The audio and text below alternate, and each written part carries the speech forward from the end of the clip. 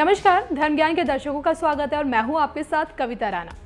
सतीत्व सती का शिव से है, अस्तित्व शिव का सती से है। कहते हैं जिस किसी ने भी सती के आत्मदाह की गाथा सुनी, उसने शिव प्रति सती के प्रेम और सम्मान को समझा।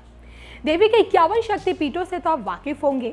पुराण कहते हैं जब देवी सती ने आत्मदाह किया, भगवान शिव उनके शरीर को लेकर पूरे ब्रह्मांड में भटकने लगे और जिसे देख जब भगवान विष्णु ने अपना सुदर्शन चक्र छोड़ा तो देवी सती की देह खंड खंड होकर इस पृथ्वी पर गिरती गई और जहां जहां देखिए सती के अंग के टुकड़े, धारण किए वस्त्र और आभूषण गिरे, वहां वहां शक्ति का शक्तिपीठ अस्तित्व में आया और इस प्रकार 51 शक्तिपीठों का जन्म हुआ। आज के इस वीडियो में हम आपको यही बताएंगे कि शक्ति के 51 शक्तिपीठ सिर्फ भारत में ही मौजूद नहीं है, बल्कि भारत के मुस्लिम पड़ोसी मुल्कों में भी स्थापित हैं। भारत से सटे पाकिस्तान, बांग्लादेश, तिब्बत, नेपाल और श्रीलंका में शक्तिपीठ मिलते हैं। अगर सबसे पहले मुस्लिम बहुल मुल्क पाकिस्तान की बात की जाए तो पाकिस्तान के बलूचिस्तान में स्थित हिंगलाज माता मंदिर 51 शक्तिपीठों में से एक है। हिंगोल नदी के तट पर चंद्रकूप पर्वत पर बसा ये मंदिर है जिसका इतिहास तकरीबन 2000 साल पुराना है और इसकी कहानी शक्ति के आत्मदाह से जुड़ी है। कहते हैं यही वो स्थान है जहां देवी सती का सिर गिरा था और इसलिए मंदिर में माता अपने पूरे रूप में नहीं दिखती, बल्कि उनका सिर्फ सिर नजर आता है। इस मंदिर पर लोगों की आस्था देखिए कितनी गहरी है। इसका अंदाजा यहाँ आने वाले मुस्लिम भक्तों की अनगिनत संख्या से आप लगा सकते हैं। और इसी प्रकार श्रीलंका में भी शक्तिपीठ मिलता है जिसे लंका शक्तिपीठ कहते हैं। जाफना के नूलूर में स्थित इस मंदिर के बारे में माना जाता है कि यहाँ देवी सती की पायल गिरी थी। यहाँ की शक्ति को इंद्राक्षी कहा जाता है और यही वजह है कि इस शक्तिपीठ को इंद्राक्षी शक्तिपीठ भी कहते हैं।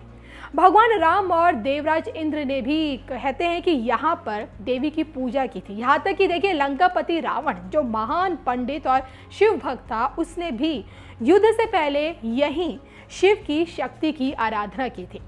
बांग्लादेश से निकलकर अब अगर हम तिब्बत चलते हैं तो यहाँ भी सती की बाईं हथेली गिरी थी। मानसरोवर के तट पर बने इस शक्तिपीठ को काफ़ी प्रभावशाली माना जाता है और न केवल देखिए नवरात्र बल्कि साल के सभी ठीक मौसमों में यहाँ जाने वालों की भीड़ रहती है। भारत का एक और पड़ोसी मुल्क नेपाल, जहाँ पशुपतिनाथ के रूप में भगवान शिव विराजते हैं तो गंडकी गुजेश्वरी के रूप में शक्ति विराजती है। असल में नेपाल में देखिए 2 शक्तिपीठ मिलते हैं, एक आपका काठमांडू में है और दूसरा गंडकी नदी किनारे स्थापित है। काठमांडू में देवी सती के दोनों घुटने गिरे थे और यहाँ की शक्ति को गुजेश्वरी मंदिर पीठ के नाम से जाना जाता है। दूसरी तरफ गंडकी नदी किनारे सती का कपोल गिरा था जिसे आज देवी गंडकी का धाम कहलाया जाता है। तो पाकिस्तान की तरह मुस्लिम बहुल मुल्क कहलाने वाला बांग्लादेश में भी 4 शक्तिपीठ मिलते हैं। जी हाँ, शक्तिपीठ यहाँ खुलना नामक क्षेत्र में सुगंध नदी के तट पर बना हुआ है और इसे उग्रतारा देवी का मंदिर कहते हैं, जहां देवी की नासिक यानी कि नाक गिरी मानी जाती है। भवानीपुर के बेगड़ा में करतोया नदी के किनारे करतोया घाट शक्तिपीठ है। यहाँ देखिए देवी सती के बाएं पैर की पायल गिरी मानी जाती है।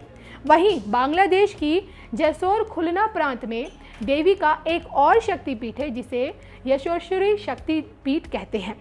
एक और शक्तिपीठ बांग्लादेश के चटगांव में मिलता है जिसे चट्टल का भवानी शक्तिपीठ कहते हैं।